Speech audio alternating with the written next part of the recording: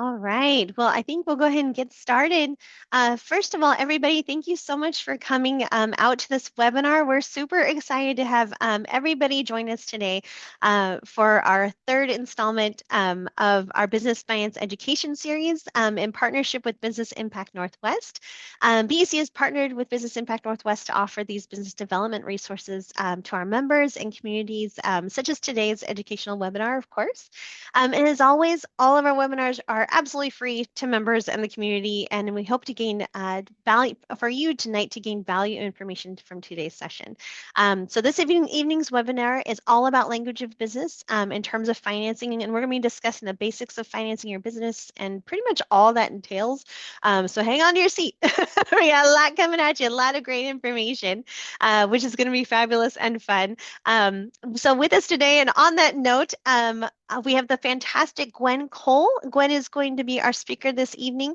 Gwen serves as a business advisor at Business Impact Northwest, where she provides coaching and training to small business owners. She actually assists them with loan readiness, financial projections, and cash flow management as well. Gwen helps clients understand their financials and launch or scale sustainably. And with her background in business ownership, consulting, and accounting, she has actually been very successful and delivered impactful programs that enhance client engagement and outcomes. Gwen is not a newcomer to this topic or this to Business Impact Northwest. She has a wealth of knowledge, everyone. So please glean from her. If you have any questions in just a second, I'll show you how to ask those in just a moment. But also on the line with us tonight, we have the wonderful Michelle Beckley. Michelle as well, she is a manager with our business specialist team here at BECU. Michelle actually brings over 30 years experience in banking and has a real passion for helping small businesses thrive. She spent the last decade at BECU starting as a business specialist, supporting branches, and now leading the business specialist team. And her earlier career includes 20 years managing all aspects of branch operations at a major financial institution as well. So again, not new to this field. Really, really great wealth of knowledge here at this webinar. So again, my name is Ruth as well. My name is Ruth Kaneko. I'm actually one of the financial educators here at BECU. Been in the financial industry for about 16 years now. And my role is actually tonight is to be the facilitator of this webinar. So if you have any questions during tonight's presentation, feel free to put the questions in the chat and actually in the Q&A, and then we'll get to those questions because I know you'll have a lot of them. And feel free to put that in there and we'll get to all the questions this evening. Okay, we're going to go from about 6 o'clock to 7 o'clock. And again, let us know if you have any questions throughout. We'll be taking questions throughout the webinar as well. So you don't have to hold on to those questions till the end. All right. All right. Well, without much further ado, I am going to go ahead and pass it on over to Gwen. And again, everyone, thank you so much for coming. Awesome. Thank you, Ruth. All right, let us dive into this. So tonight we're talking about language of business, finances, and all of that entails. And it is a big topic. So please do put questions. There's no question that's too small, even if it's a term you haven't heard before. I am happy to explain everything and anything. Little bit about Business Impact Northwest. We are a community lender and coaching organization, nonprofit. We've been around since 1997, so just a few years. And our mission is to help small businesses grow so local communities can thrive. We're nonprofit, so all of our coaching is free. We do one-on-one coaching and we do classes, webinars, and we're also a small business lender. So we can do those small business loans. And for all of my coaches, for all of my clients who are working with me on coaching and loan preparation, I always tell them to go to their bank first. So go to BECU, see what they can help you with because they have awesome terms. If they can't do the loan, then check out an organization like Business Impact Northwest as a CDFI. And there are a couple other ones like us around who are not banks or credit unions. And we work to fill the gap when banks and credit unions cannot do those loans. So it's a great resource. And like I said, all of our coaching is free. So we are here to help open doors to resources and build knowledge bases for business owners. So finances. This is what we're going to talk about tonight. What finance is, why it is commonly referred to as the language of business, because it is the health of your business. We're going to dive deep into a lot of financial reports and talk about the three main ones and explain them and what to look for when you're looking at each of those reports. We'll talk a little bit about forecasting and budgeting and looking for the future of your money in your business. We'll also talk a little bit about tax preparation and things to kind of plan for and best practices overall and in tax prep. And I'll put a little asterisk there. It is not tax advice. It is just strategies that from working with a whole bunch of clients across all industries, having done accounting, bookkeeping, tax prep in the past, these are some things that are good starting basis for you to start planning and start prepping for taxes. But if you want tailored individual advice, talk to your accountant, talk to somebody who is very knowledgeable about your business and your situation, because that will be the true tax advice to handle whatever unique aspects that you need to plan and prepare for. This is just overall in general. So with that in mind, finance is the language of business because finance refers to monetary resources and the study and discipline of money, currency, assets, and liabilities. And if that sounds familiar, that's because that is also basically what business is, right? It's doing something, sales and revenues, to earn money, exchange of currency, dealing with assets and liabilities to generate profits.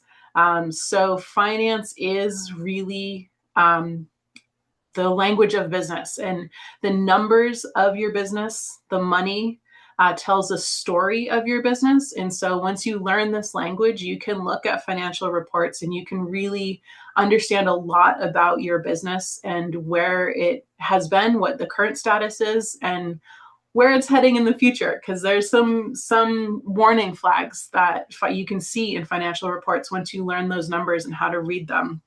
And it really is a language. So it's different. There are technical terms. There are things that you won't really have picked up anywhere else in life until you talk to an accountant or a financial expert. You'll start to hear these terms. And like any language, if you don't use it, you can get rusty and you can forget it, keep up on changes in the industry. So it really is something that put effort in to learn and to understand, and then do regular check-ins with your business, especially to figure out where it's at, and if there's things that are confusing, to seek help to understand that better. So that's overall financials, why it's considered the language of business, and how you actually read those financials and get that story of your business is through the financial statements. These are written records that convey business activities and financial performance of a company or organization. So financial statements are often audited by government agencies, accountants, other firms to ensure accuracy and for tax financing and investing purposes. So a lot of different entities use financial statements to better understand a business and to see the status of the business to make decisions about it. The top three financial statements are the profit and loss statement, and this is also often referred to as the income statement. They're the exact same thing. Just some people call it the profit and loss, some people call it the income statement. I use both in this presentation, so kind of getting both in your brain so you hear the terms a little bit. Then there's also the balance sheets and the cash flow statement. So these are the main three. All of these also look into the past. So they are historical records of the money in your business, which is why we talk at the end a little bit about using them to build a future forecast and a budget. And that's the part I love. So I like the historicals. It's super, super useful, but I really like the looking at the future and understanding how to use the historicals to make good business decisions going into the future, so you have a sustainable business. So what the financial statements identify, all three of those together, they work in tangent with one another to figure out where the money is in the business. Is it, sitting in a bank account? Is it tied up in inventory? Is it tied up in equipment or other assets? What do you spend on expenses versus how much revenue are you bringing in? What's going right? What's going wrong in the business? Is there things that you can change or you need to change in order to grow the business? Can you afford to grow? What are the opportunities to grow? So all of those things can be identified through reading your financial statements. They can also look at if there are resources in your business, like assets that are not being effectively leveraged, an opportunity to figure out how to leverage them differently or to sell them and to have a little bit of different ways to get money into the business that's not necessarily from day-to-day operations. And then they also tell you like if you'll be able to hit your goals. So if you have short-term goals and long-term goals in your business, like you want to have at least 3 locations, or you want to get into franchising, or if you want to be able to sell nationwide or internationally, or exporting, importing, or expand into new markets. All of those take money to do. So is your business generating enough profit in order to reach those goals? And what does that timeline look like? You can do all of that with financial statements. The last thing on this list is how much is your business worth? So that's the business net worth, the equity in the business. May or may not be important to you until or if you decide to sell your business. And that's when you're like, okay, what is this business worth? What's its value?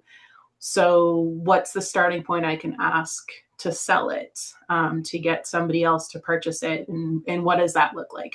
If you're going to explore that path, then financial reports and financial statements become absolutely imperative, in that they are accurate as well, and they tell the correct story of the business for the potential buyer that you're working with. So that's the usefulness of financial statements. So if we dig in first to the most common one, it's the income statement or the profit and loss, often called the P&L. So this financial statement is the one that most business owners have at least heard of, if they're not actively using it and looking at it in their own business. They've heard the term before. So the P&L's main components deals with operations. So it starts with your sales and all the revenue that comes into the money, all the money that comes into the business. And then it goes through what your COGS are, your cost of goods, cost of sales, direct costs. All of these terms basically mean the same thing. COGS is the kind of the common acronym for this, but they're all direct costs that you incur directly related to the sale of your product or services. And then in the middle there, you have gross profit. So that's what's left over from your revenue minus your COGS or your direct costs. And then you have all of your operating expenses or your overhead or the fixed monthly expenses. So these are all things that you have to pay for in business, whether or not you're selling your product or service. And your gross profit has to be able to cover them, right? If your gross profit isn't able to cover them in the monthly, then there's other options, which is why we talk about 3 different financial statements.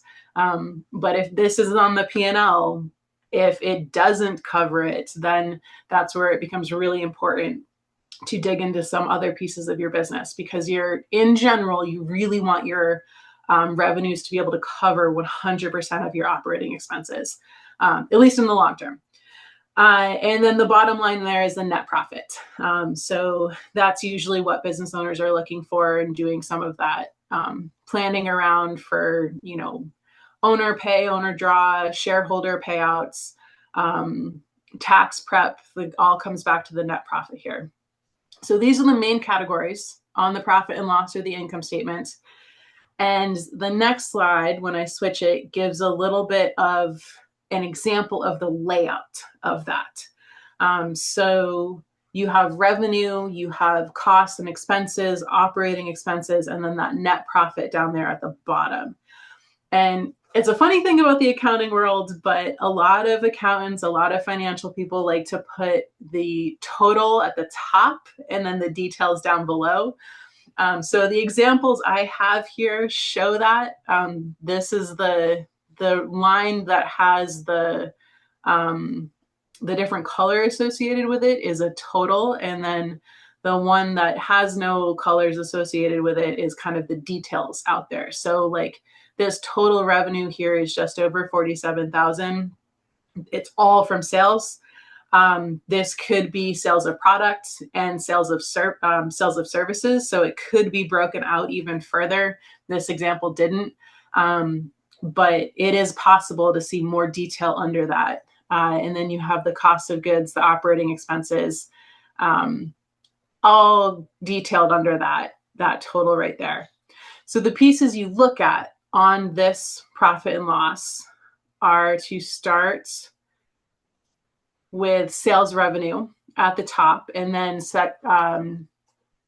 separate out your cost of goods. So you get your gross profit, and then you get your operating expenses. And this example has very little in the way of COGS, cost of goods, just under 5,000 for $47,000 of revenue. So that's a pretty decent profit there. And then their operating expenses are extremely low, $2,000 a month. And you can see how that's broken up in the detail there. And so this business has a net profit of $40,000.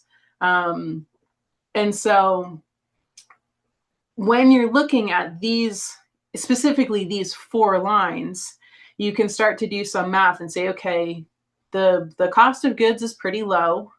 So this probably service industry business, not necessarily a product-based business.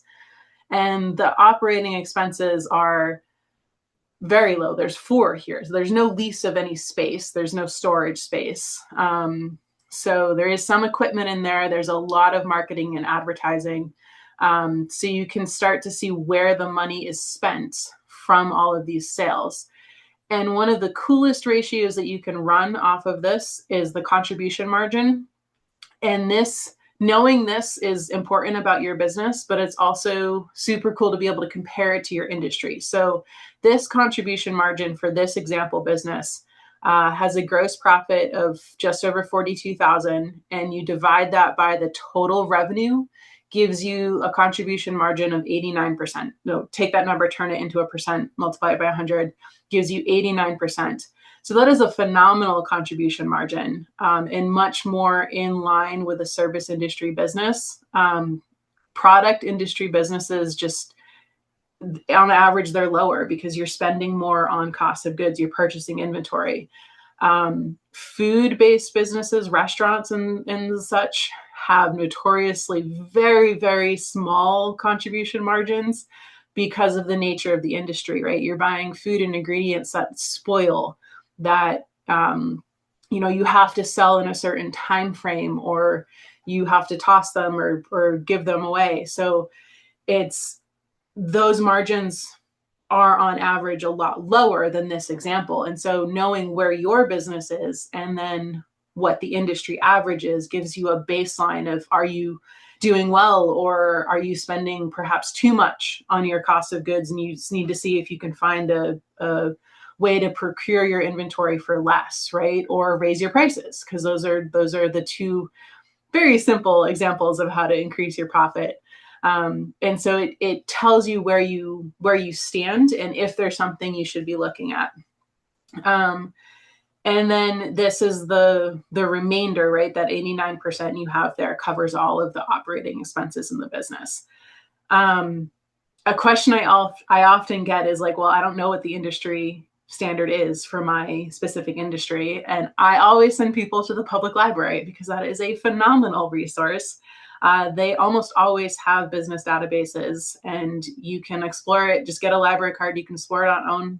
It's totally free. Or you can work with a librarian. Most branches will have a librarian that knows the databases and at least how to access them, even if they're not super knowledgeable on the business side of things, and you can play around with who's available in the whole network, and see if you can find somebody to explain the databases they have. But they have all sorts of industry databases where you can learn. If you don't know what the averages for your industry are, you can learn what they are there, and then come back to your financial reports and see where you are in comparison. So that's the profit and loss first example. The things that you're focusing on in that, right? These different subsets here. You're looking at sales, costs, and profits right in the middle there. The next important thing you look at, which isn't actually on this example, but it's super important, is the time period. So profit and loss statements, income statements are over a certain period of time, and knowing what that time period is changes how you look at those numbers. So if I come back to this example, and let's say this was, January 1st to December 31st, that is a very different revenue over those 12 months than if it was just January 1st to January 31st, right? Like revenue, that $47,000 revenue in 1 month is a different, they're doing a different type of sale or different volume of sale than if that was a 12 months of revenue. So that time period is very important. So whenever you do your profit and loss, you should have that time period prevalent at the top of the income statement. And then you have your sales, the costs, the expenses. And then this bottom piece here, the profit per share, that is how you, one of the options you have in dividing up your net profit or your net income. You can take owner's draw on it. That's what you pay to all the owners if you're a single member LLC or the sole owner, or if there's multiple owners, right? Or if there's shareholders and you have people who own different stock and different slices of equity in your business. So that's the profit per share. And so you can ask questions about all of these things. Is the revenue going up or down? Is the profit going up or down? What are the trends of these? And in order to answer these questions, you look at the time period and you can compare like with like. So if you wanted to do year by year, you would do January 1st to December 31st for different years, right? You could do it by quarters. So what does quarter 3 look like for 2025 versus 2024? And you can start to see the trends of those numbers and if they're going up or down. And once you know the trend, you can figure out why. Is it internal things that are happening? Like maybe you purchased a new piece of equipment and you're spending a lot of time training employees how to use it. So you're not generating as much revenues until you get that 90-day training period done or whatever it looks like for your business. Or is it external factors, right? And so do you need to figure out how to pivot to kind of mitigate those external factors? Because they're not the factors, addressing the factors aren't within your control, but how you respond to them are. So once you have the knowledge and the data from the numbers, you can start to come up with a plan on what to do in your business to address them. And I will note too on this last one, because I'm going back and forth with profit and loss and income statement. Usually when it's called an income statement here at the top, you'll have the bottom line be called the net income. If it's a profit and loss, this bottom line is going to say the net profit. Just in this world, people use different terms. Those two are synonymous. So income with a net income statement with a net income, profit and loss with a net profit. Like they're referring to the same things. So just know that when you see it, if the terms are different, that's usually you can find what it means based on the title of the sheet. If it's income, you're looking at net income. If it's a profit and loss, you're looking at net profit. They're the same thing though. So questions that your P&L answers. The profitability of products or services. This is your gross profit. Profitability of the business overall. This is your net profit. So gross is total, the big picture before you take out, all the overhead expenses. Net profit is after you subtract those. What is your break-even point? So do you have Yes, and I see there are questions, and I'll get to it in a second. What is your break-even point? So, are you making enough sales in order to cover all your overhead expenses? Do you need to adjust your expenses? Right? Do you have room to expand and take on more expenses, or are they too high and you need to figure out places to cut? And then this all relates to your ability to pay your fixed costs as well. And the question in the chat, yes. So if I have a service-based business, is payroll part of COGS or operating expenses in that case?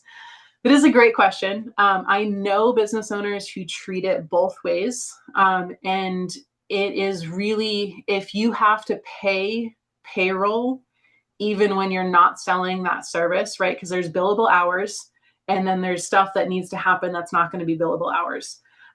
So if you have to pay payroll, even if there are no billable hours in that week, that's going to be overhead. That's not a direct cost. If you only pay payroll for client facing hours and you track hours that way, then yes, that would be a direct cost. And you might have people in both roles, right? So it could be both places. It depends how complicated you want to make it, where it goes. And yes, I will take another question. Ruth, go ahead. Hi. Yeah, we actually had the question come in. One person was asking, how do I, or what are some common mistakes that new businesses make with their financials? Oh, I want to table that one and I will Okay. get to it at the end because I talk a lot about that through each of these financial statements. So flag it. If I don't remember at the end, please remind me. Perfect. Okay. And you're probably going to get to this one, but another person was asking, what's the best financial software that's easy to use for someone who's not very technical? Do you have any recommendations? Yeah, I'll talk about that one at the end too. Okay. Yeah, those are all excellent questions, but I might address them in here. So No um, worries. No worries. I will hold on to those later for later. perfect. Thank you. Thank you. Awesome. So that is profit and loss, where you put those cost of goods or overhead expenses, and just I think this is my last slide on the profit and loss, but I could be wrong on that. So just a recap on that. Changes in over different time periods. If you're comparing your profit and loss, look at increases or decreases in profits, both your gross profit and your net profit, increases or decreases in sales and that top line revenue. And if you can break it down, so the example I had in there just had like, sales overall, sales revenue. If you can break it down by different revenue streams, you'll get more data there. So if you have like, three very different revenue streams, off the fly, I'm going to give an example of like a coaching business. So maybe you have one-on-one coaching, track the revenue from that. Maybe you have group coaching, track the revenue from that. And, maybe you wrote a book. And so you have sales from the book sales as well. So those three different revenue streams will fluctuate differently. And so when you're looking at different time periods, you can see how each individual revenue stream changes on those time periods. If you don't want to get that detailed, then just leave it all as sales and at least you get the big picture, right? It's one thing with financials and learning the language of them. If it's overwhelming, start small. Take baby steps, figure out what works for you. As you learn the basics, you can build on to what's relevant and what you want to see and what you want to dig in more details on. But if it's overwhelming, just start small, right? Keep it big picture, keep it broad, keep it as simple as possible, and just start to develop the knowledge of the language and the habit of tracking it. So that's the P&L and the little bit of general advice, right? We're going to dive into the balance sheet next. I guess I will pause super briefly again. Any questions specific to the profit and loss / income statement? We did have a question kind of around that. One person was asking, should I hire an accountant, a CPA, or bookkeeper, and what's the differences among them? Was that too? There's lots That's a of big one. differences. Yeah. You do not. So this is a challenging thing. You do not need to hire anybody. You can DIY it, But, really big asterisk star on this. It is another hat that you wear as the business owner. And so if it drives you nuts or you're spending too much time on it, you don't want to do it, you keep putting it off, outsource it.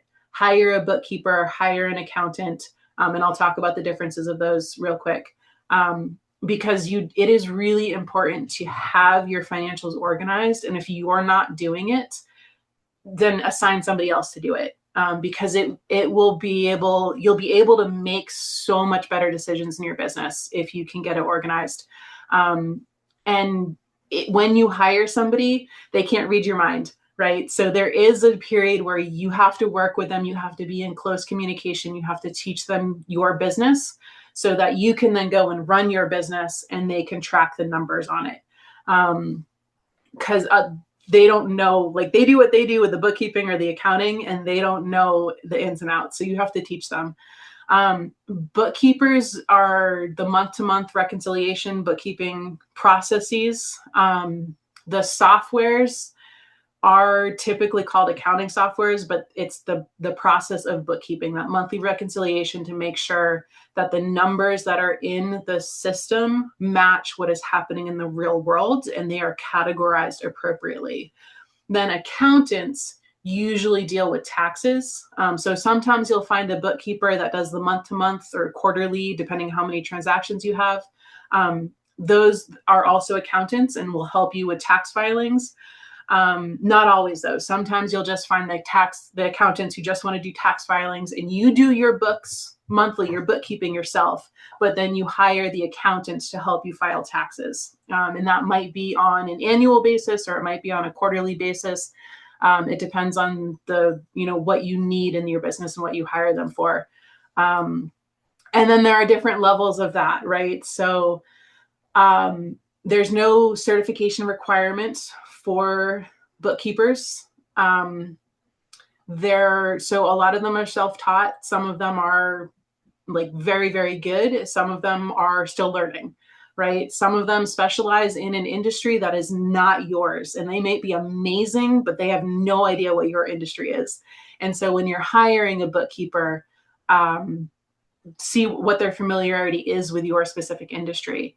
And then when you go to hire an accountant, there are licensing requirements to work with the IRS. The common one is CPAs, the Certified Public Accountants. These people go through a ton of schooling, a ton of testing. They can work with big organizations, publicly traded organizations, and small businesses. So you, again, find out their experience level, and their licensing and certification also allows them to defend their clients to the IRS in like an IRS audit, which can be useful if you're audited.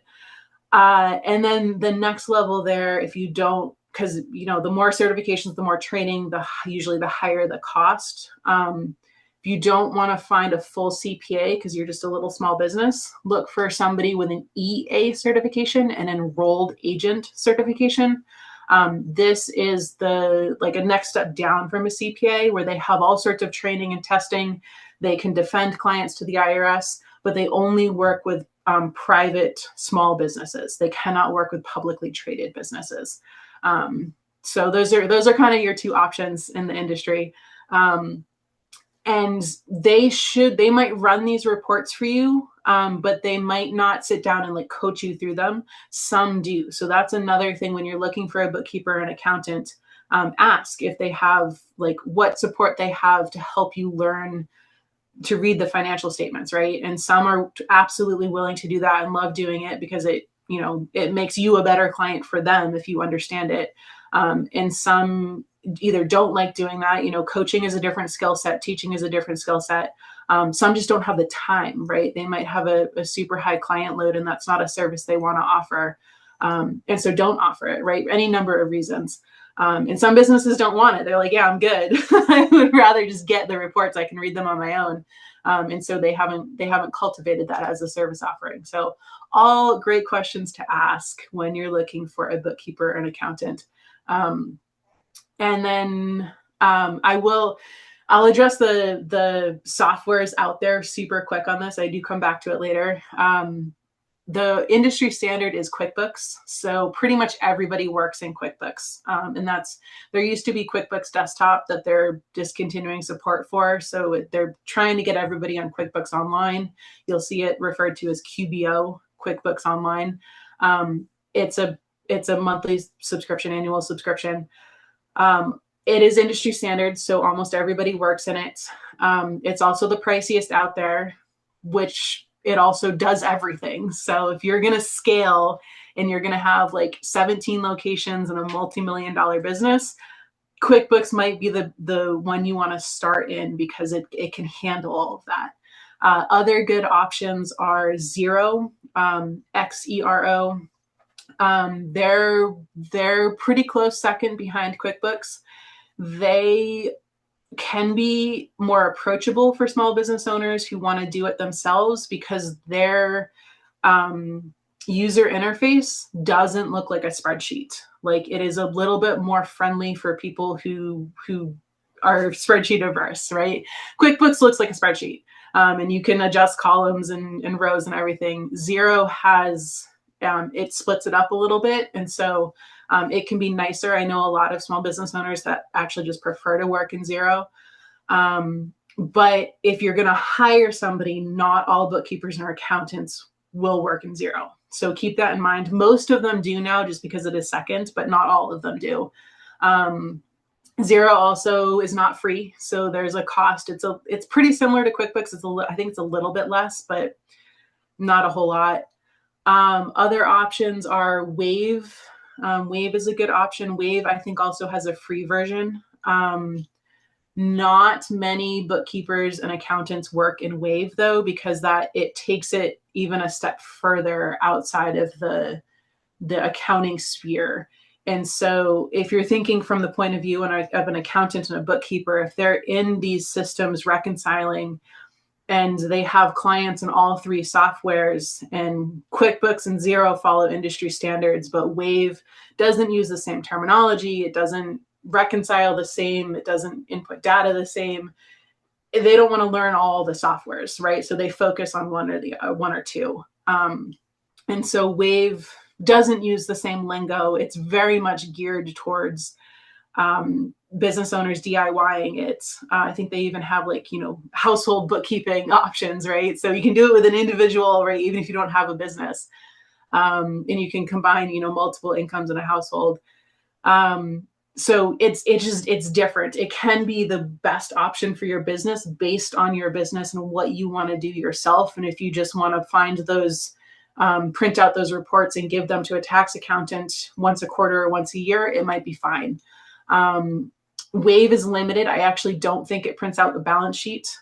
So it'll do the P&L, which if you're a service-based business might be all you need, which we'll talk about. So know what your business is and what each software offers. And there are other softwares out there. I think there's Zoho Books, things like that. I don't know as much about them, but from my experience with accountants and bookkeepers, they're more along the line of Wave. They're not super widespread. They might meet your needs for your business needs perfectly fine. And so if you use them, awesome. But if they don't meet your needs, or you find a bookkeeper you really want to work in that doesn't work in that, then you might find yourself having to switch softwares. And there are also specialized softwares, right? So these softwares I've mentioned are all very generic business, personal use softwares. If you're in a niche industry, like a construction industry, or you're in real estate or something like that, you might have a bookkeeping software that is very specific to that industry that I just don't know of because I haven't worked explicitly in that industry. So do some research and see what's out there. I know there are several for nonprofits, and I don't deal with nonprofits very often, but I know that there are specialized bookkeeping softwares for nonprofits that are better than QuickBooks and Xero, because there's all sorts of financial nuance with nonprofits because the way the books work, right? You're not supposed to make a profit. It gets complicated. So that all comes back to knowing your business needs and then just doing your research and finding what works for you, and keeping in mind some of those things I mentioned of things to ask for if you are going to outsource to a bookkeeper or an accountant. Yeah, so check that one off the list, Ruth. I addressed it. Will do. um, Thank you. yeah, for sure. I'm going to dive in now to balance sheets and looking at what balance sheet talks about and what that is. And I'm also keeping an eye on the time, and I got to move a little bit faster to get through these. So the balance sheet is, it follows an equation. It's really the net worth of a business. You get the assets on it, which is what a business owns. You get the liabilities, which is what the business owes. And then the equity or the worth, the value of the business is kind of what's left over. There are some equations that I'm going to briefly mention, but I'm not going to go into it all. Just familiarizing yourself with terms. And if it is relevant to your business, then reach out and I'm happy to work with you one-on-one. So the balance sheet is an equation. Assets equals liabilities plus equity. Another way to think about this is equity equals assets minus liabilities. It's more commonly written as that second one, though, because of how the standard layout of the balance sheet works. They put assets at the top or on the left-hand side, and then liabilities and equity are on the bottom or the other side. And so because the way we read are top to bottom, left to right, assets come first. So assets equals liabilities plus equity. And this example here has, the top again, the total, and then below it is the details. So total of assets here, then you have the liabilities. This is a bank loan. Other liabilities, like if this business had a credit card or had financed equipment, things like that, any debt would go here. Equity is retained earnings, which is an equation, but sort of close. You can get close if you think of like the net profit from the P&L. That will get you pretty close to here. It's not exact. I'm not going to go into it because it gets really complicated. If you can figure out what the value of all of your assets are, what the business owns, and what all of the liabilities are, what the business owes, then just plug it into the equation. For small businesses, plug it into the equation, you'll find your equity. For bigger businesses, I would say definitely go through the math. If you have multiple owners, go through the math. But if you're just doing like a quick and dirty because you're curious what your balance sheet is, then plug it in that way. Questions answered by the balance sheet. Does the business have sufficient cash on hand to pay its bills, all those debts that it owes? You can really determine how well the business is managed based on how much debt there is. If there's a heavy debt load to the cash available and to the revenue from the profit and loss, that's a red flag that you are relying on debt to cover expenses rather than your revenues to cover expenses. So outside of a few very specific instances on a balance sheet specifically, a heavy debt load might be a warning sign, right? Specific instances are like if the business is in growth mode or scale mode, and so you have to spend money to make money, you might be taking on debt to expand, to do that. Or you might be like, pretty close to starting out if you're looking at it as a loan to start rather than an investment to start. But outside of those, if it's a well-established business and your debt load is high, think about why and ways you can do to reduce that. And then the other things that show up on the balance sheet that don't show up on the P&L is inventory. So the value of inventory. And I see a lot of businesses that don't actually track their inventory. You really do. It's a tax deduction. And it's also important on your balance sheet to figure out what actual equity you have. And if you have a lot of inventory that's just sitting there and it's not turning over and you have cash tied up in inventory, the balance sheet will show it, and you can then mitigate it, right? Figure out, if it's just the wrong products, you don't have the right clientele. So can you turn it over and figure out what is the right inventory that isn't going to take up space? Because you have to pay to store it, right? So if you have a high inventory on your balance sheet, take a look at it. And then the other thing is if you have a high accounts receivables, that's like if you're waiting on clients to pay you. So accounts receivables are the faster you can get paid by your clients, the better. The better for your cash flow, the better for the balance sheet, better for your profitability. So if the balance sheet shows that you have a large amount sitting in accounts receivable, like you're waiting to receive it from your clients, that's another flag to look for. And then the bottom line of the balance sheet is like this is the net worth of the business. So when you're going to sell, if you're going to sell your business, the balance sheet becomes very important. And then you need to make sure it balances because it is that equation, right? So this is very clear on the left-hand side, you can see the assets.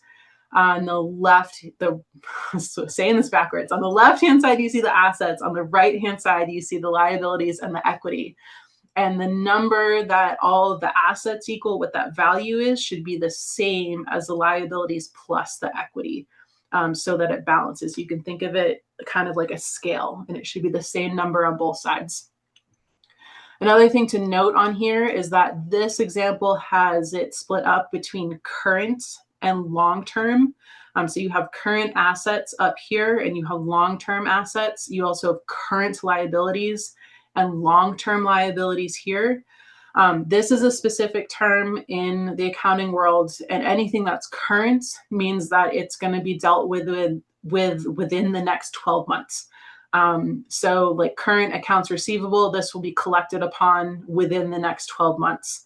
Current liabilities, this is going to be paid within the next 12 months. Anything that's long-term lasts longer than that. So it'll be beyond the next immediate 12 months. So long-term assets are usually equipment, vehicles, anything that has a worth to the business beyond the next year. Same with long-term liabilities. It's a debt that is going to be paid off in more than a year, right? It could be 3 years, it could be 30 years, but it's more than 12 months. So that's a long-term liability. And then here you see the equity, if there's stock, if there's retained earnings, if you run that calculation, add those all up and you can get it to balance.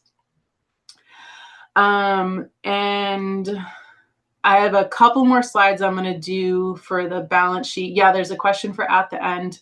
Awesome. So balance sheet, assets equals liabilities plus equity. You're really looking at what the company owns and then what it owes and then what's left over. So this is why it's the net worth, because you're taking what the company owns and you're subtracting out the liabilities and what it owes. And that gives you the value, the equity or the net worth. Hopefully it's a positive number. If you have a high debt load, it might be a negative number. So another thing to keep track of, you really, really want this to be positive. Look at the debt to income to cash. Look at retained earnings, if it's positive or if you've actually posted a negative loss, that retained earnings might be negative. Receivables and inventory I talked about. The last thing on here that I didn't talk about is goodwill. This is a standard form on a balance sheet. Most of my small business clients, unless you are going to sell your business, I advise people not to worry about it. It means the goodwill of your brand, right? How much brand recognition you have. What does the community think of your brand, of your business? What do they say about you when you're not in the room, right? It is really, really hard to assign a monetary value to this, especially as business owners. Like, we're always biased. We think our business is awesome. It's priceless, right? So this is going to be a really high number. And that might not be the case. It might not be reasonable, right? So if you need to assign a value to goodwill, and the most common instance of this is you are a well-established business, you've been around for decades, you are now selling it because you want to step out, you might want to have a value assigned to goodwill. I recommend you work with a lawyer who knows how to do that, and you get a monetary value that can be backed up. So you can defend how you reached that number. And lawyers, I mean, that's some lawyers, that's what they do. So I really recommend you work with somebody who knows how to quantify that process, and can defend it. And then if you aren't selling the business, your equity is really tied to your assets, what you have in the cash, what the business owns, and it's going to be less tied into goodwill, especially for small businesses, that, anywhere in the world hasn't necessarily heard of us, right? Like everybody's heard of Google and Apple and Microsoft, but that's not true for the small businesses. So goodwill is challenging, and I think more effort than it's worth to figure out. So that's the balance sheet. I'm going to pause for like super quick. Are there any questions on the balance sheet before I move into the cash flow statement? No questions on the balance sheet. Awesome. The cash flow statement is my favorite. And it's my favorite because it is the easiest to build projections from. So when you initially run it, it's still historical. It's looking at past data. And it expands upon what the other two financial statements look at. So the cash flow statement includes operating activities, which is basically copy and pasted from your profit and loss, right? It's money in from revenues and money out from general business expenses. But the cash flow statement also includes investing and financing activities, which do not show up on the P&L. Financing activities will show up on the balance sheet because these are debts that you take on, or like owner's draws. So you're drawing against that net profit in order to pay an owner through the owner's draw rather than a salary. And then investing activities. If you are seeking investors, right, or if you're purchasing equipment that is going to be a long-term asset on the balance sheet, that's an investment in the business, right? So the balance sheet is an equation. So when you see it on the cash flow statement, like, hey, where money is in because we sold a piece of equipment, our money is going out because we purchased equipment, know that it's going to affect the balance sheet. And you're going to have multiple entries to keep that equation balanced. And then the last thing on the cash flow, if you have non-cash activities, that's where these show up. Not going to get into it right now. Most small businesses don't have them to the level that becomes super, super important to track. If you do have them, like you do a lot of trades or you have a nonprofit and you have non-cash activities happening in the nonprofit, you definitely want to track them. GAAP, this GAAP, stands for Generally Accepted Accounting Principles. And this is just a set of rules that have been adopted across the industry to make sure that everyone tracks these the same way. So very important to follow. If you're not an accountant or trying to DIY this specifically, then know that they exist, but you don't need to know them. You just have to make sure your books are organized. So the cash flow statement, this example, you'll see it in a couple different ways. This example is my favorite because it has this top row and this bottom row. So beginning cash balance here and ending cash balance. And not all cash flow statements have this. Some of them just show the net change. I like being able to track it because this is where you build projections out. So you have this cash flow. You see the date up here, month ending July 31, 2019.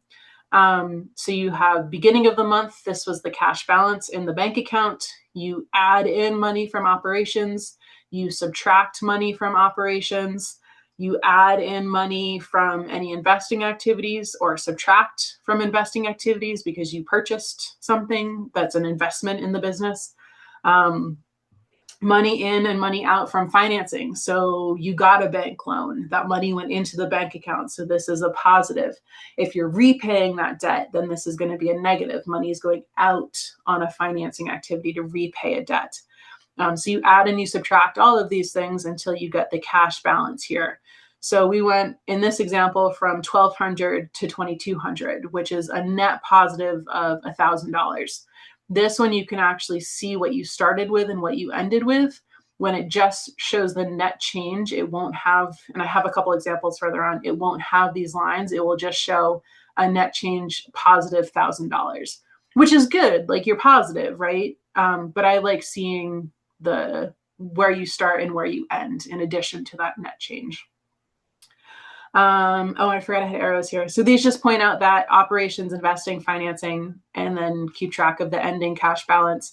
If you are tracking the beginning and the ending, if this ever dips negative, it most likely means you've overdrawn your account if this is an accurate report. So heads up on that. You don't want that to dip negative. If it's just showing a net change and that's negative, that might be okay, as long as you have money in the bank to cover it. You know, you're going to be spending more than you made that month or that time period. And, you know, it happens. You have to spend money to make money, but make sure you have enough money to cover that net negative change, right? That net loss. So things to focus on super quick here: negatives, what adds in the positives, what subtracts with the negatives. Things like depreciation that are not, it is a tax term in order to decrease your tax liability. No money moves in the real world with depreciation. So if you have it tracked elsewhere and you're filling in those numbers in your cash flow statement, then you have to add it back in. And this, you know, same accounts receivable, accounts payable, it's going to be different. It's going to be backwards. If you have an increase in accounts receivable, you are subtracting that cash because you don't actually have the cash. You're waiting for somebody to pay it. So it's a little bit reverse. If you don't have to make it that complicated, start simple. And then if you're ready to track accounts receivable, accounts payable, if you have that type of business, then work with someone who can help you figure out those steps to track it in more detail. So questions answered by cash flow is the sources of cash. Where did it come from? The uses of cash. Where did it go? What's left over. So not just your profitability, but what's left over in your cash available. Is the business financially solid? This helps answer this in conjunction with the other two statements. And this also helps to answer how well the company is managed. If you have a really healthy cash reserve and you can cover capital expenditures, big outflows of money without taking on debt, you know, your cash flow statement will show that, which is awesome to be able to plan that. And the cash flow statement also gives you early warnings. So, you know, if you're looking at that and that net change in cash keeps going negative, you're eventually going to run out of your savings, right? You're going to be eating into your available cash reserves, and that is not sustainable forever. So, things that you can do is look at what's happening in operations, what's happening in investing, and what's happening in financing. And it might be a good time to say, okay, you know, I know I'm going to hit trouble here because we have a lot of money that we have to spend. And so I'm going to seek a loan before we hit that point, right? And so you can plan for it. If you know that's you're trending down with those net changes in cash, you can look at increasing your financing to cover some of that gaps. If you can't cover it from operations, right? That's the ideal world. You cover everything from operations, but it's not always possible in business. You can also see what stage the business is in. So some businesses, if you're super early on, you might have a lot of investment because you don't have operations, right? You're not making sales. So the cash flow statement can really show you know, what stage of business it is in, if it's early, established, or declining, and where the money is coming in and where it's going on each of those, which, you know, is more detail. It's awesome. And this is just the example I talked about, you know, negative cash flow. It happens because you have to spend money to make money, but if you don't have it available, you know, be aware. So this statement can be super helpful to help you plan for that. And then they're all related. So the income statement has the net income or net profit, which shows up on the cash flow with, you know, operations with those changes in cash there.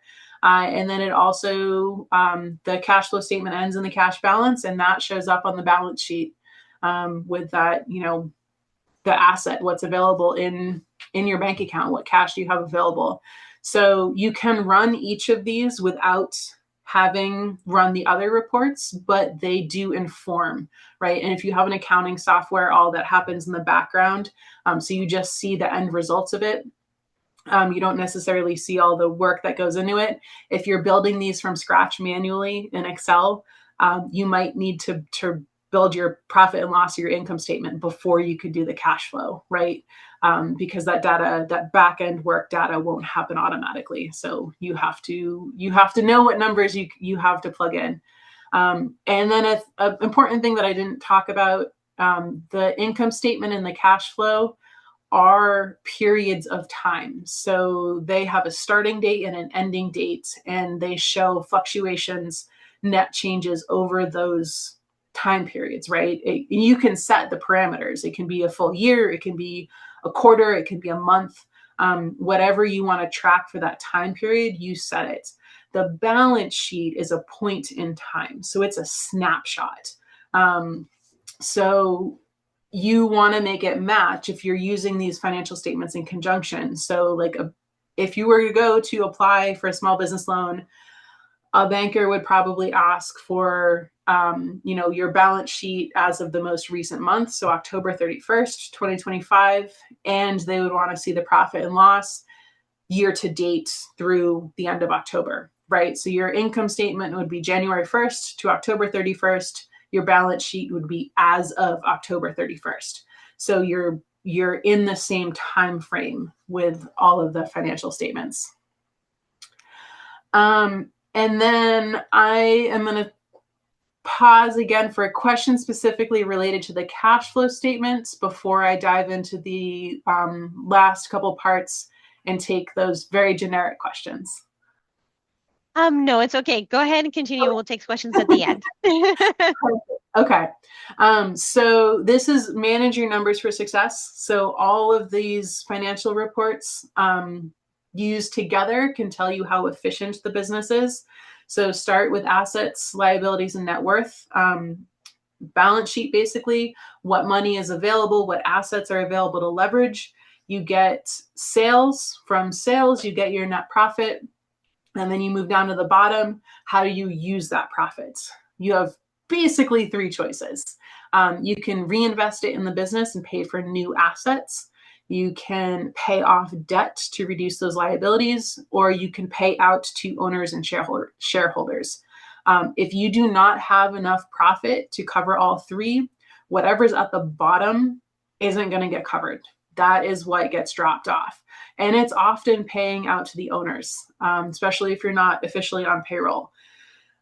So look at where you can adjust in this cycle so that you have enough profit to cover all three, because that's when you can cover all three, you really have a sustainable business. It doesn't have to be, endless growth. That small business, you set your numbers, right? You're like, I'm good at this level. I want to maintain this. This works for me. That is fine. As long as you are covering these three things, everything that you need to, you can be in business for years, for decades like that.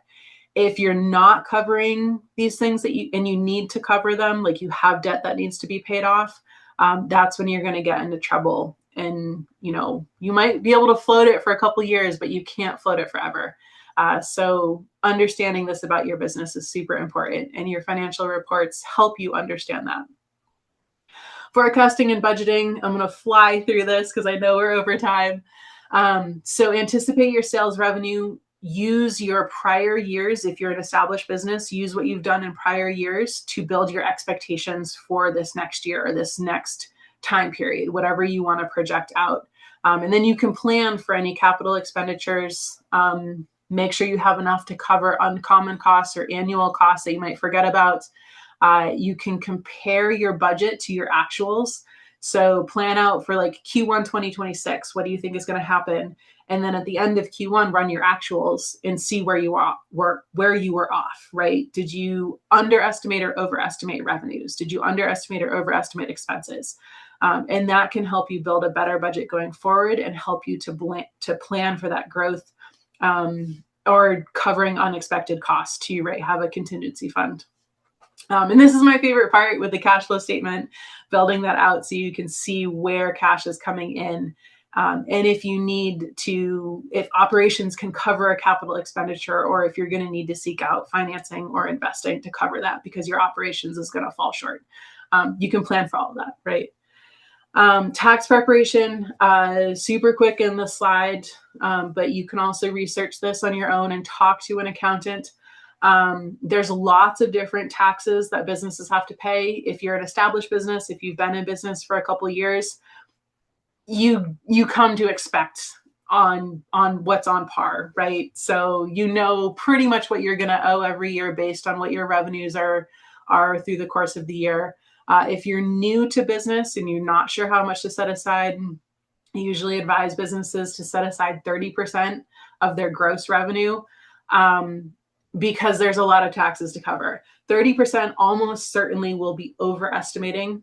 Almost certainly, I'm going to knock on wood. There's certain things that you won't have to pay. So sales tax is pass through. So you don't have to set that aside because you have the exact number because you charged your customers that sales tax. And so you're giving it to the state and the city as they requested. It might be monthly, it might be quarterly. If you don't have payroll, you won't have to pay payroll taxes. Sole owners can opt in, single member LLCs pass through, or sole proprietors can opt into some of these if they want to like get the workers' comp covered or the L&I insurance covered if they get injured, but it's optional. And then excise tax. So usually the B&O taxes at the city and the state level have super high thresholds. So until you're earning, I think it's over $100,000, you don't owe any excise taxes. And when you do owe, it's less. It scales up. I don't think you owe full excise taxes until you're over like 250,000. So you still have to file. You have to tell the state that is what you're making, but you won't start to owe until you start to hit those revenues. So if you're in that level, if you're below that level of revenue, 30% is definitely going to be overestimating. But I'd rather you overestimate and then have a little extra to play with than underestimate and panic to meet that gap, right? To make up the difference. So this gives you a starting point. And then as you file taxes every year, you'll learn what's, anticipated for your business, and you can keep track of it. And then last couple slides, this is just money in, money out. It's a visual, a lot of words in this, a lot of numbers. Money goes in and money goes out of your business all the time. That's what business is. So tracking this is your financials, your finances, and then running the reports is being able to see the story in the numbers. And it's managing all aspects of this. So you have to be aware of all the different points, right? That investing, that operating, investing, and financing, and then how it relates to your balance sheets and your profit and loss statement or your income statement. Best practices: have a bookkeeping system. Track all money in from all revenue streams, from all sources. You might collect cash and credit cards. You might let people pay you on PayPal. Or write physical checks sometimes. Some businesses still do that. So you should be able to track all of that money in and then all of the money out, direct expenses as well as overhead expenses. Be aware, garbage in, garbage out. This is a common acronym in the accounting world. So even if you have a bookkeeping system, you're using QuickBooks, you're using Xero, if you don't set it up properly, it's not going to give you accurate reports. And so you really have to make sure that the numbers that go in there are accurate. Common things I see is a business that has inventory that doesn't put it in their bookkeeping system. And so their balance sheet will never be accurate if they don't have inventory in there. Or they miss putting like a business credit card in there. And so they don't have debts. And if they don't have debts that tracked in there, they can't track payments to it, right? Splitting up interest only versus principal, because you can't deduct the principal payment of a loan, of a debt. You can deduct the interest. And so, those things are commonly overlooked in small businesses. And so just being aware of where those pitfalls are, and then change it as you're able to address it. Yeah, I think those are the most common things I see. There's little stuff too, but those are the biggest ones. Most people are pretty good about tracking owners' draws and owners' investments. Anything that's a personal expense is not deductible. So it just gets assigned to like owner's pay. The more you can keep those separated, the better off you will be. So really try to keep only business expenses coming out of your business account. If you have a personal expense, transfer that money to your personal account first and then pay it. Don't pay personal expenses directly from a business account. And don't pay business expenses from a personal account, right? Both things happen. Try and just create a paper trail and explain it and then keep it to a minimum, right? And sometimes you don't always have the business credit card and you're like, oh, I need that for the business. You put it on your personal card, then you reimburse yourself. Make a paper trail. Like, here's the receipt. It happened. I paid for it on XYZ personal card in these last 4. This is the reimbursement, right? So that paper trail helps keep organized, helps make things go a little smoother if you are audited. And then run the statements on a regular basis. So look at them monthly, weekly, quarterly, some multiple times of a year, right? Whatever makes sense for your business, probably how many transactions you have. I really, really recommend that you do it more than annually, because if you're only doing it once a year, you can't adjust, you can't pivot. It's really only tax preparation, right? And you might be scrambling. If you do it more than that, at least twice a year, every 6 months, you can hit that midpoint and be like, oh, I'm not on track for where I want to be. And you have time to adjust, right? So the more frequently you do it, the more time you have to adjust. But do it for what makes sense with your business, right? And then build out those projections to try and set goals and how you're going to meet each goal, and then compare it to your actuals of the same time period. So if you build out goals for Q1 for 2026, build out what you think you're going to make revenues, money in, money out, and then compare it to what actually happens at the end of that quarter. And pay attention to time periods, right? Because you can compare the same time period over multiple years. But if you're trying to compare Q1 of 2023 to Q3 of 2025, you're not getting the same data. So pay attention to those time periods. And then plan for big capital expenditures and purchasing equipment and investments like that you can fund from operations, retained earnings. You don't have to take on debt, because debt is expensive. But debt is sometimes necessary, especially if it's a bigger amount and you don't want to drain your savings. Then debt can be really smart. So do it strategically, understand your numbers, and have a plan built out for the best time to get that debt, and then what your repayment plan is. So those are, I think that's my last slide. Business Impact Northwest is free coaching. I'm one of the coaches. We coach on all of this. So if you're trying to figure it out, you don't have to do it by yourself. I will drop my contact information in the chat at the end. So you just have to sign up, because we're nonprofit, grant funded. And I didn't talk about this too, but we do credit counseling. I'm one of the certified credit counselors. So if you're worried about credit, how personal credit affects business loans, things like that, then I'm always happy to have a conversation about that. So there's lots of resources out there. And I know we have a couple questions. There's one at the end. So explain how one would pay themselves from the business. Like if I'm the sole employee, yes, I think I might have actually addressed this. I'll try and recap it though. You can pay yourself, what's available. If you can keep it consistent, that's awesome. And then just do an owner's draw from the business account to your personal account. That's the easiest way to do it. If you have, business checks, you could also write yourself a check.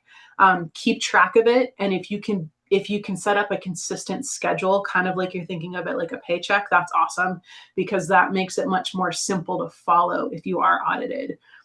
So if that's like, $1,000 every week or every 2 weeks, or if you want to do it once a month and you're like, I can, my business can support, $5,000 a month during these months, and then our busy months I can do 10,000 a month because our sales skyrocket. Like, you set that schedule up and then just try and keep as close to it as possible. If the money isn't there, obviously you can't withdraw it. And that's one of the coolest things about using these, the cash flow statement more than just the profit and loss, because you can start to see like, okay, I have money in my account, right? Like, I have $10,000 in my business account and I want to pay myself 9,000, but in 2 months I have a $4,000 expense. And so maybe you don't want to pay yourself as much because you have that expense coming up. And so you drop your owner's pay a little bit in order to make sure you still have money in the business to cover the upcoming expenses.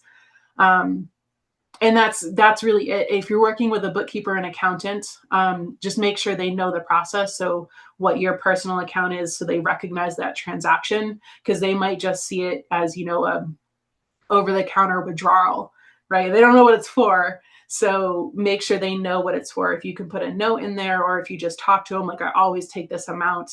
And if there's ever an exception, you're communicating that, right? So that it gets tracked appropriately in the bookkeeping software. And then the other question I see in there, business bank account, just to put money into it. Yeah, if you're getting started, open a business bank account somewhere, and BECU is a great option, right? And that's an owner's investment, right? Whether or not you open it with $200 or with 2,000 or 20,000, like, that's the initial owner's investment to get started with the business. And that should show up on your cash flow statement and your balance sheet, because that's the original investment from the owner. And if you have to do that again, then it's still considered an owner's investment. Like, maybe 2 years, you're like, oh, I didn't put enough money in, I have to put a little bit more in. And so that should be showing up on those financial reports, on both of those financial reports. And if you are a sole proprietor, so you don't have the LLC or the corporate license, to keep it separate, if you don't go through the steps to get that EIN, to get the official business bank account, or you just have a second personal checking account, use it only for business, right? So don't commingle, don't mix them. Even if it's like officially a personal checking account at the business and BEC, you might say, no, don't do this, I'll make it a business account. But if it is a personal account, if it happens, separate what you use it for, right? So even if it's technically a personal account, only use it for business. So, like, in your mind, it becomes your business account. So you're separating your business finances and your personal finances. And then you can always change it down the road, right? It's just paperwork to officially close a personal one and open up a business account. It can be a hassle, but it's totally doable. So, were there any other questions? I think I caught everything that I can see from the chat, Ruth, but is there anything in the Q&A section? No, you caught all the questions. Awesome. Beautiful. So that's the end of my presentation. I appreciate the little bit of extra time. I am going to turn it back over to you, Ruth, to cover the rest of this. Or is Michelle covering the rest of the slides? Michelle, yes, Michelle's coming back on. Thanks for hanging with us, for everybody. Michelle's going to do a couple of different, couple things real quick. Yeah, and that was actually a perfect segue with that last question about business checking accounts. We definitely suggest having a separate business account. BECU does offer those, and this QR code can kind of tell you what you need, but making sure that you're registered correctly with the state, and then you can either make an appointment or walk into a branch, or you can even do business accounts via our video banking now. So it's definitely great ways to do it. And keeping it separate, we don't charge for our business checking accounts, so there's really no reason not to have one. On the next slide, it would talk about some of Gwen, are you going to change this slide for me? I did. Did it not? Oh, there we go. It looks the same. It is different. Okay. So I think it was on the previous one, but you guys will get this as well.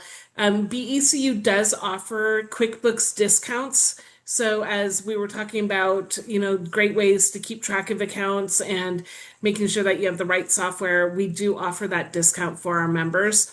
And you can see this on our website, or you can click on the QR code here as well.